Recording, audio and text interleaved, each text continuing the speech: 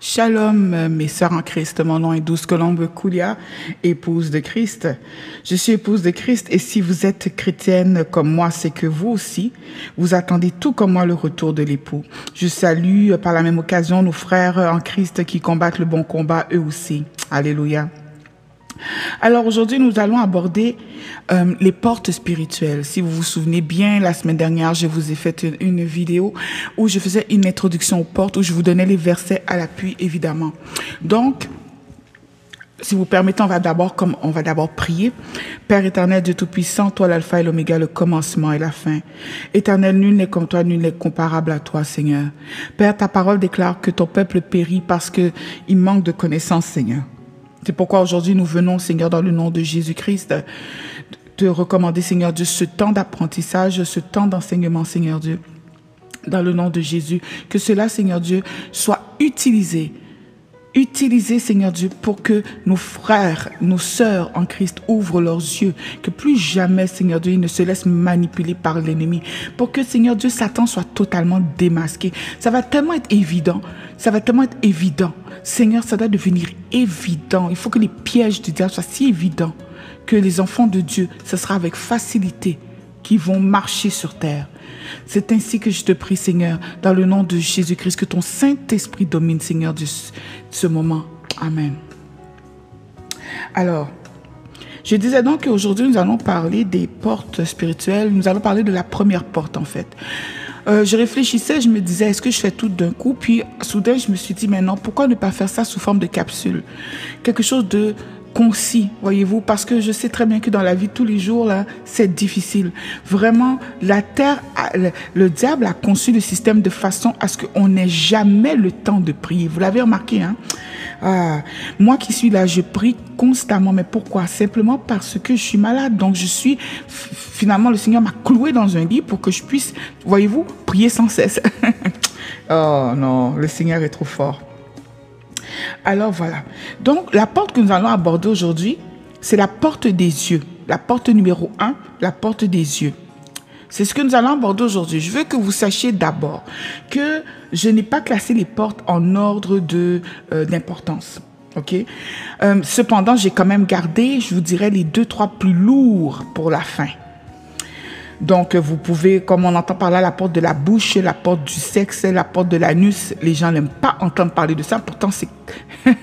Oh, si les gens savaient ce qu'il y a derrière ça, s'ils savaient, ils éviteraient certaines pratiques, vraiment. Alors, les yeux. On dit que les yeux sont les fenêtres de l'âme. Mais étant donné que moi, je fonctionne que par la parole de Dieu, je vous invite à regarder avec moi ce que nous dit la parole de Dieu concernant les yeux. Matthieu 6, 22 déclare ceci, est écrit ceci. Je lis la parole de Dieu avec respect et considération. L'œil est la lampe du corps. Si ton œil est en bon état, tout ton corps sera éclairé. Verset 23. Mais si ton œil est en mauvais état, tout ton corps sera dans les ténèbres. Si donc la lumière qui est en toi est ténèbre, combien seront grandes ces ténèbres? Amen. Je vais aussi vous lire un autre passage, Nombre 24, verset 3. Donc, je vous en lis un dans l'Ancien Testament, un dans le Nouveau Testament pour vous montrer que ça n'a pas changé. Dieu ne change pas. Balaam prononça son oracle et dit, « Parole de Balaam, fils de Béor, parole de l'homme qui a l'œil ouvert. » Vous rappellerez que Balaam est un prophète, hein, n'est-ce pas? Il s'est dressé contre le peuple d'Israël, mais reste que c'est un prophète qui avait l'œil ouvert. Donc, vous comprenez que ce qui est ouvert peut se fermer. C'est la logique. Donc, si ton œil est en bon état, qu'est-ce que le Seigneur veut dire par là? Eh bien, le Seigneur veut dire que tu dois veiller à ce que tes yeux ne regardent que ce qui est agréable et ce qui plaît à Dieu. Nous devons donc comprendre par là que notre œil est une porte spirituelle et que ce qui y entre va irrémédiablement influencer ton esprit. Vous n'êtes pas certain? Écoutez ça. Prenons ensemble Genèse 3, verset 6. La femme, j'ai lu la parole de Dieu avec respect et considération, la femme vit que l'arbre était bon à manger et agréable à la vue et qu'il était précieux pour ouvrir l'intelligence. Elle prit de son fruit et en mangea. Elle en donna aussi à son mari qui était auprès d'elle et il en mangea. Les yeux de l'un et de l'autre s'ouvrirent. Ils connurent qu'ils étaient nus et ayant cousu des feuilles de figuier, ils s'en firent des ceintures. Amen. Donc, je viens ici de lire Genèse 3, verset 6, Genèse chapitre 3, verset 6 et verset 7. Donc, nous lisons ici, on lit clairement que ce qui a fait chuter Ève est en fait dû au fait que ses yeux se soient attardés sur le fruit. Elle dit quoi? Je vous le redis, je vous le relis. Elle dit quoi? Elle dit, elle vit, donc avec ses yeux, que l'arbre était bon à manger et agréable à la vue. Aujourd'hui, tu pourras arriver et te dire, Julie, en sortant de chez elle, vit que son voisin avait une belle paire de fesses et un six-pack bien rempli. Ou bien encore, on peut dire que Martine, au travail, a remarqué que son collègue avait des lèvres bien pulpeuses qui ont l'air vraiment agréables à goûter. Voyez-vous un peu? Donc, si Ève, là, qui était sans tache, sans défaut, elle, là, elle est tombée dedans. Bon, toi, tu es qui même? Moi, je suis qui d'ailleurs? Continuons. Ça va devenir intéressant. On continue. Donc, je disais comme ça que ce qui a fait chuter Ève, c'est justement parce qu'elle a vu que le fruit était bon à manger. Et maintenant, le Seigneur déclare ceci en Matthieu 5, 14. Matthieu 5, verset 14. J'ai lu la parole de Dieu avec respect et considération. Vous êtes la lumière du monde. Une ville située sur une montagne ne peut être cachée. Nous sommes réellement des êtres de lumière. Pour avoir été dans le coma plus d'une fois, être allé au ciel, comme vous connaissez mon témoignage. Bon, vous connaissez mon témoignage sur la terre, mais c'est vrai que j'ai pas encore donné mon témoignage de ma visite au ciel. J'ai visité les cieux plusieurs fois. J'ai été dans la salle du royaume. Je me suis assise sur l'épaule droite du Père. Vous allez dire de Jésus, non, je vais répéter. Je me suis assise sur l'épaule droite de Dieu le Père. OK? Donc ça, peu importe qui va sortir, peu importe, je vous dis, peu importe, ne fût-ce le président des États-Unis, tu viens me dire le contraire, moi j'ai pas de problème. Ça là, c'est ce que j'ai vécu. C'est pourquoi la parole de Dieu déclare quoi? Ils l'ont vécu à cause du sang de l'agneau et de la parole de leur témoignage. Parce que quand c'est ton témoignage, tu laisses personne blaguer avec ton histoire. Tu es prêt hey, écoute, tu es prêt à sortir, à rugir parce que ta relation avec Jésus, tu badines pas avec ça, tu joues pas et tu veux pas que les gens jouent avec. J'ai été au ciel et là-bas, les êtres, les anges dégagent tellement de lumière, j'avais de la misère à les voir. Je veux dire, je les entendais parler de moi, mais c'est tellement lumineux, mais pas désagréable. Parce que souvent ici, avec notre corps physique, quand c'est lumineux, on est aveuglé, on met la main devant les yeux. Non. Je vous parle d'une lumière de pureté. Je parle d'une pureté. Voilà. C'est... Oh, Ibrasso Shimarnakoso Chibato. Marinarbakaso. Nom de Jésus. Continuons, parce que moi, quand je commence à penser au ciel, là, bon, je suis parti. Donc, ici, là, le Seigneur nous dit il dit quoi? Il dit que tes yeux, le Seigneur dit que tu es la lumière du monde. Nous sommes des êtres de lumière. Alors, lorsque tes yeux regardent des choses qui déplaisent au Seigneur, voilà ce qui se passe. La lumière qui sort de ton œil s'assombrit. Oui, vous pouvez, si vous êtes bon en dessin, essayez juste d'imaginer, là, vraiment comme dans les films d'extraterrestres. Moi, je suis une personne très terre à terre, donc vous allez voir que je vais ramener ça carrément à des choses qu'on connaît. Donc, en plus, je suis du Canada, donc j'ai une autre manière de faire, mais pas qu'il en soit, je sais qu'on va se comprendre. Donc, c'est vraiment comme dans les films de science-fiction. Imaginez, ok, un être humain qui, lorsqu'il ouvre ses yeux, de la lumière sort. Ça, c'est vous. C'est vraiment comme ça que nous sommes. Dans le monde spirituel. C'est comme ça que nous sommes. Alors, nous sommes vraiment comme une lampe qui perd son intensité. Lorsque on regarde des choses qui viennent souiller nos pensées, ça fait perdre l'intensité et notre lampe s'éteint. Vous comprenez? Alors, lorsque vous regardez des choses ténébreuses, des choses malsaines, telles que les films de violence ou de la pornographie, pour ne nommer que ceci, vous développez ce qu'on appelle de la pollution visuelle. C'est-à-dire que là, la porte de vos yeux est sale, vos yeux deviennent impurs.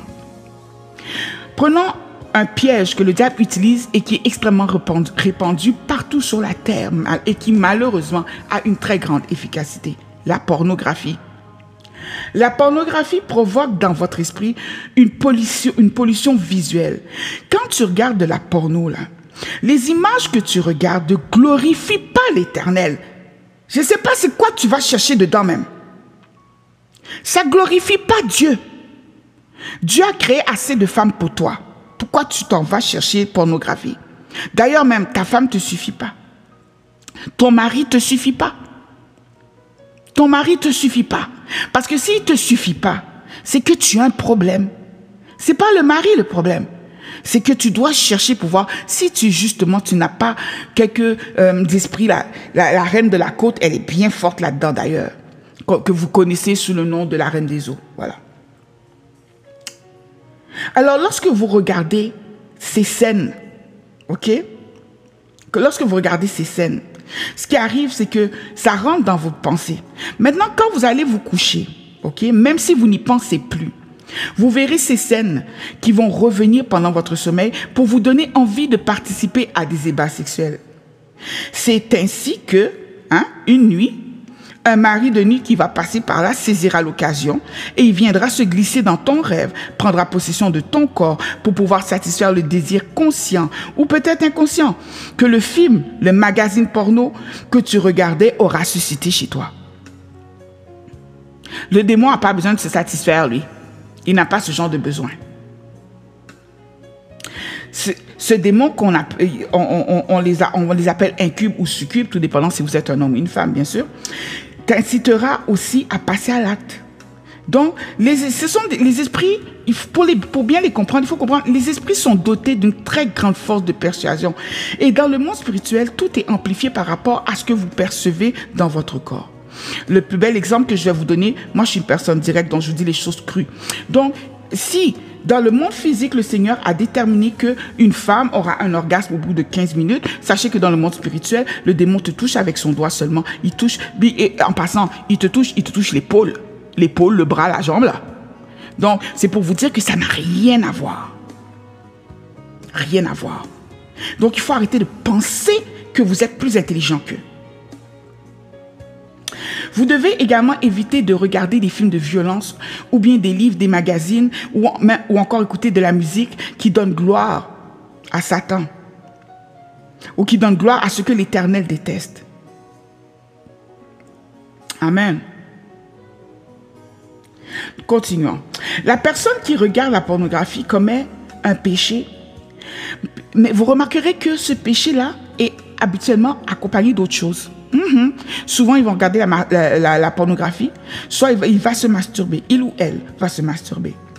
D'ailleurs, la plupart du temps, les deux vont ensemble, n'est-ce pas? Mais ce que les gens ne comprennent pas, et ouvrez bien vos oreilles, ce que les gens ne comprennent pas, c'est que lorsque vous faites ça, vous péchez contre votre propre corps.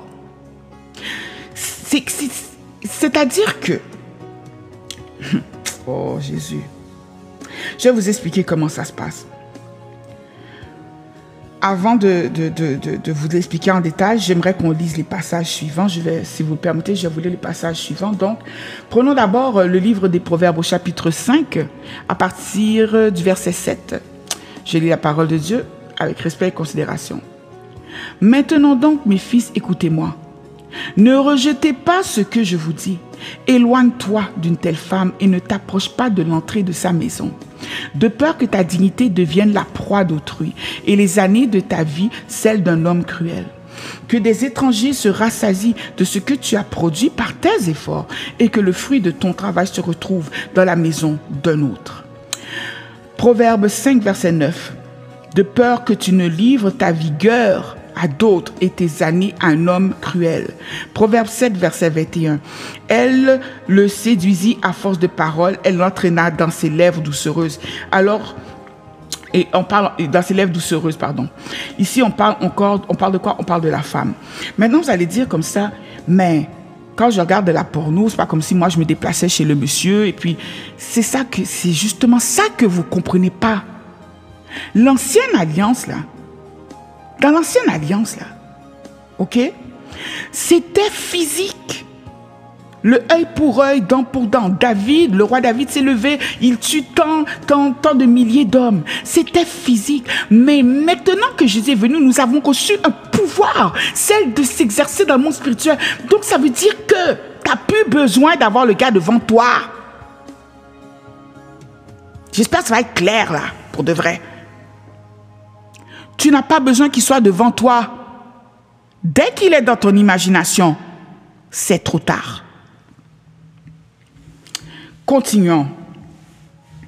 Alors, la pornographie que tu regardes avec tes yeux et qui ne semble rien te demander, rien demander de toi, a en fait un prix spirituel énorme. En fait, il avale ton énergie vitale. Il vole tes années. C'est ce que les versets que je vous ai lus dans Proverbes veulent dire. Quand tu regardes des films pornographiques à répétition, là, régulièrement, et que tu t'imagines avec elle, là, tu sais ce qui arrive? Tu imagines que tu fais du mal à personne, mais en fait, tu te fais du mal à toi-même. En fait, vous livrez littéralement votre énergie ou votre force vitale à la femme ou à l'homme que vous regardez. C'est carrément une sentence de mort que vous vous auto-appliquez. C'est grave, hein? La parole de Dieu nous dit en Jacques 4, verset 7, « Soumettez-vous donc à Dieu, résistez au diable et il fuira loin de vous. » Pourtant, lorsqu'il s'agit de l'impudicité, le Seigneur nous demande de ne même pas chercher à l'affronter. Il t'a dit de fuir, c'est pas clair?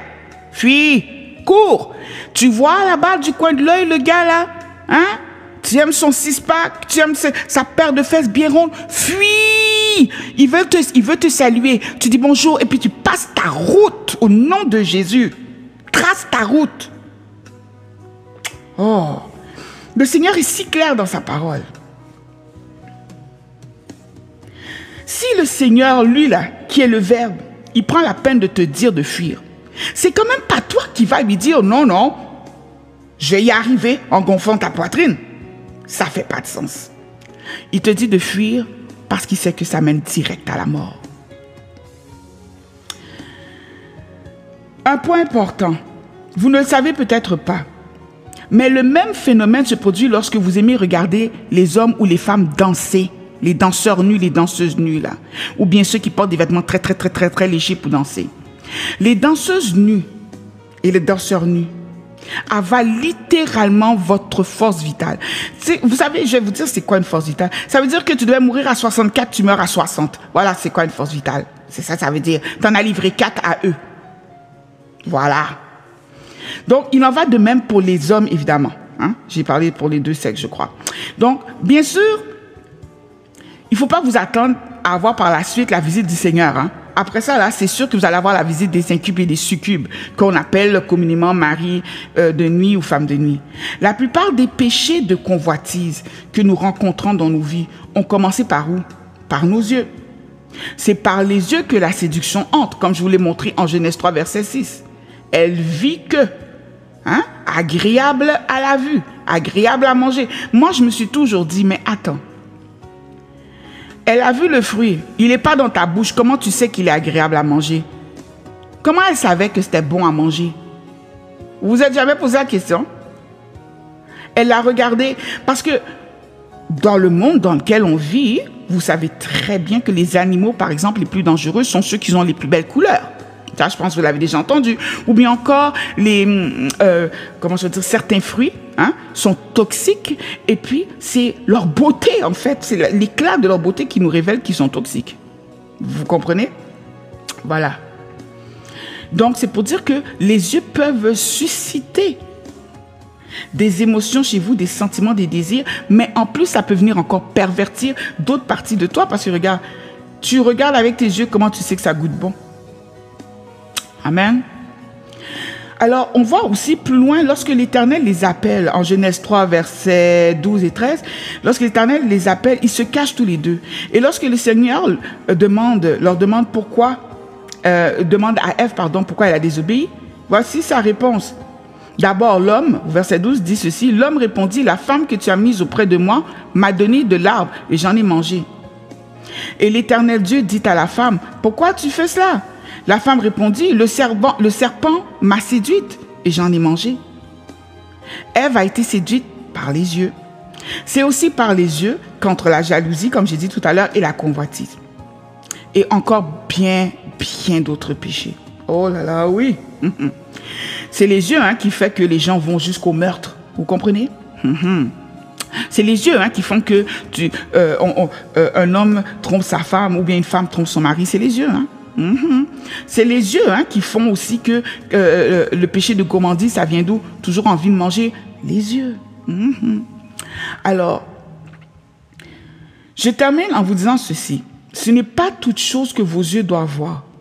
Je vais donner mon propre exemple pour commencer. Étant donné que je viens d'une famille de sorciers pratiquants, je ne parle pas ici de sorcellerie inconsciente. Nous savions très bien ce que nous faisions. C'est vraiment je viens vraiment d'une famille profondément dans la sorcellerie. Dieu merci, Jésus-Christ m'a extirpé de là, vraiment, en utilisant ma mère et je remercie le Seigneur pour ça. Alors, mon père qui est décédé aujourd'hui était dans la franc-maçonnerie et dans la Rose-Croix. Suite à ça, un jour, lorsque j'ai eu environ 12 ans, mon père et ma mère ont commencé à faire chambre à part. Les démons que mon père servait étaient très dérangés par la présence de ma mère et les chants chrétiens que ma mère chantait et tout ça. Et puis, au final, un jour, moi je descends, je suis la fille aînée. Nous sommes 3 enfants, mais je suis l'aînée, donc moi je descends. Je m'en vais faire la chambre de papa. Mon père, il est absent à ce moment-là. Je fais son lit. En bas, c'est toujours fermé. On n'a pas le droit d'ouvrir les stores. C'est toujours fermé. On laisse pas la lumière passer, rien. C'est vraiment dans un sous-sol. C'est complètement noir. Je veux dire, quand j'ouvre la porte, elle s'appelle si comme j'arrive à reconnaître son corps sur le lit. C'est pour vous dire. Et puis, un jour, c'est ça, donc je suis allée faire son lit et je suis tombée sur ses livres de sorcellerie. J'ai ouvert le livre et mes yeux, bien sûr, ont vu et lu des choses que je ne devais pas. Et je vous dis pas à quel point ça a été problématique parce que déjà que ils cherchaient ils m'initiaient depuis que j'étais toute petite, mais là, c'est venu vraiment déclencher même l'alliance que mes parents, que mon père avait contractée pour mon mariage avec Satan. Donc c'est ça. Un jour, je vous parlerai de ce fameux mariage avec une créature mi-taureau, mi-homme, si on peut dire comme ça. Disons plutôt un taureau qui marche sur 2 pattes, ça ressemble plus à ça. En tout cas, passons. Donc voilà. Donc, voyez-vous, aujourd'hui, on a abordé la porte de l'œil. Je voulais que vous compreniez à quel point les yeux, c'est important. Je vais vous dire une chose. Il faut éduquer vos enfants aussi, ok, à ne pas être trop curieux. Voyez, à pas toujours fouiner, comme on dit, fouiner, chercher à regarder ce qui n'est pas pour toi. Quand tes parents sont en train de lire quelque chose, un adulte lit quelque chose, penche pas ta tête par-dessus son épaule, ça se fait pas. Là, nous, on est là pour on dit, oh, mais c'est une question de bienséance. Non, non, ça se fait pas. Parce que ce qu'il lit là, qui t'a dit que c'est pas un piège qui t'est tendu. Souvent en Haïti, vous savez quoi? Moi, je viens d'Haïti, je suis née là-bas. Bon, je suis arrivée ici à l'âge de 2 ans, donc. Mais là-bas, là, tout comme dans d'autres pays, croyez-moi, dans beaucoup d'autres pays, les personnes qui pratiquent la sorcellerie, ils vont mettre un objet ou quelque chose là vraiment qui va attirer l'attention dans le fond de leur sac à main. Ils vont laisser traîner ça. Pour que ils savent que ton œil a vu, ils savent, mais ils attendent pour voir ta réaction. Le premier qui crie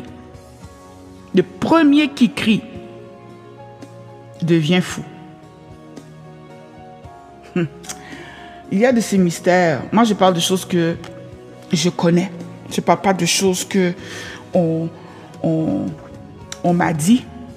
Des oui-dire, ce sont des choses que je sais. Amen.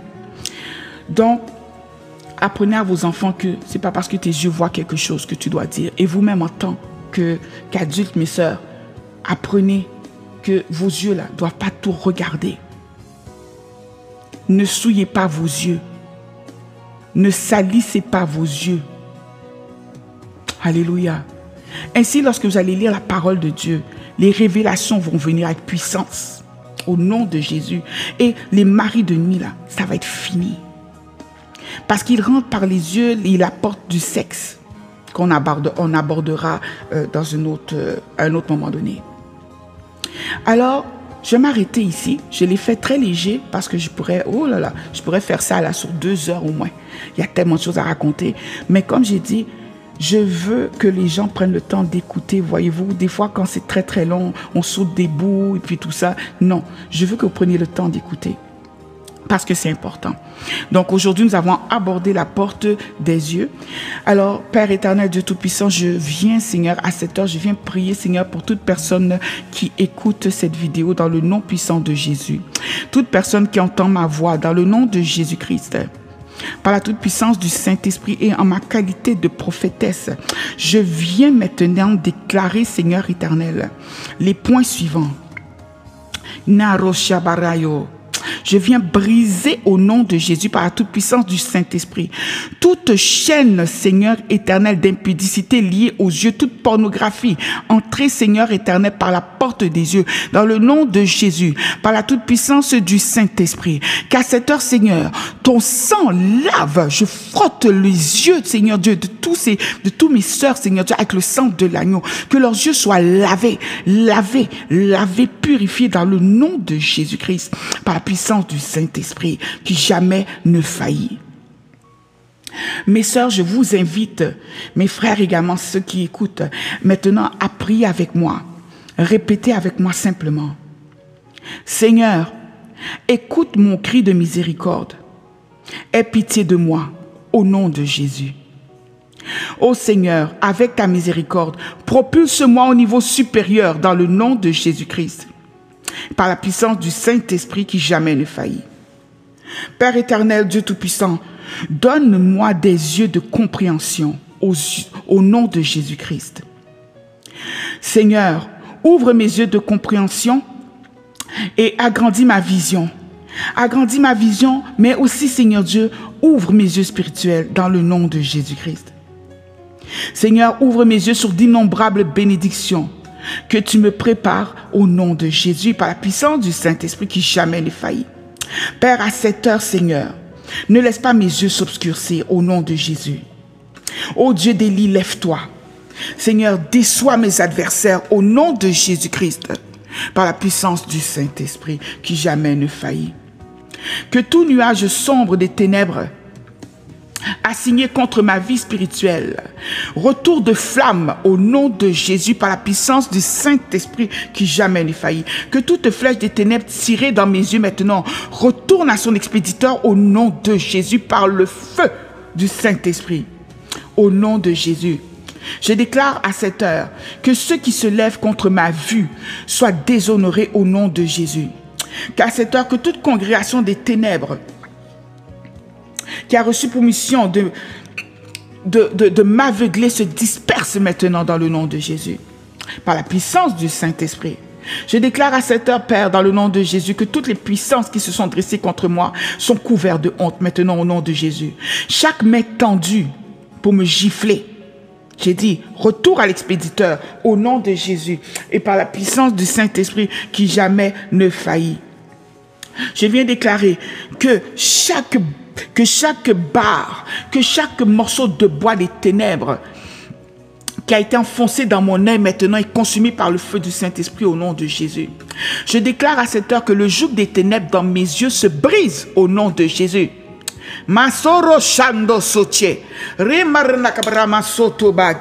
Alléluia. Alléluia.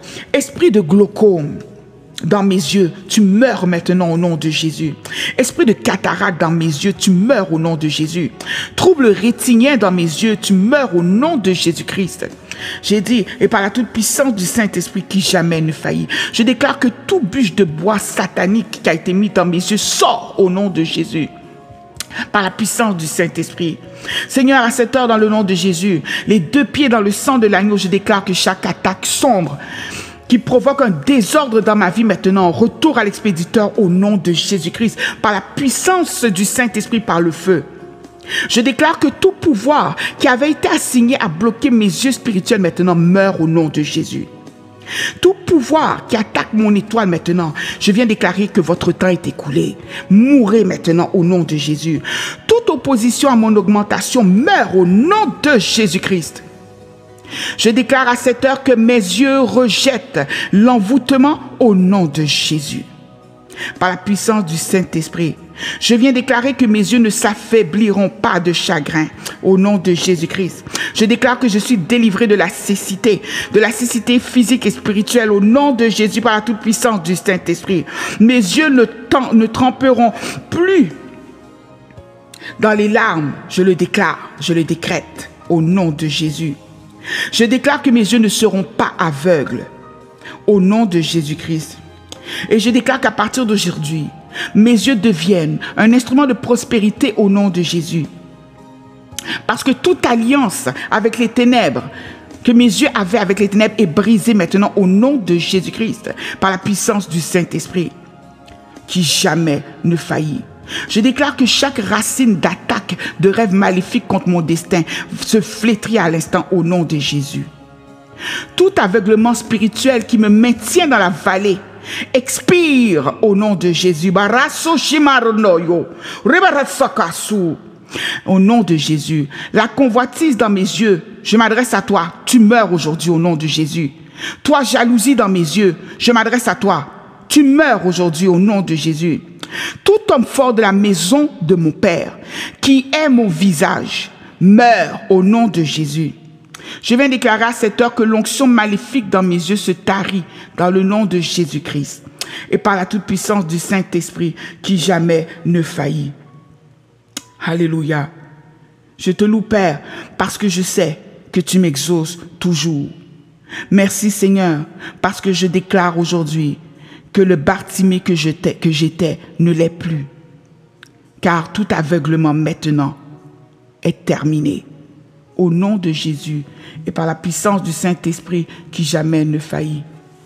Je te loue, Père, parce que je sais que tu m'exauces toujours. C'était Douce Colombe Koulia. Que le Seigneur vous bénisse et prenez le temps de bien digérer, mastiquer cet enseignement. Elle est très importante. Il est très important. C'est un enseignement très, très important. Que la paix du Seigneur soit avec vous. Shalom.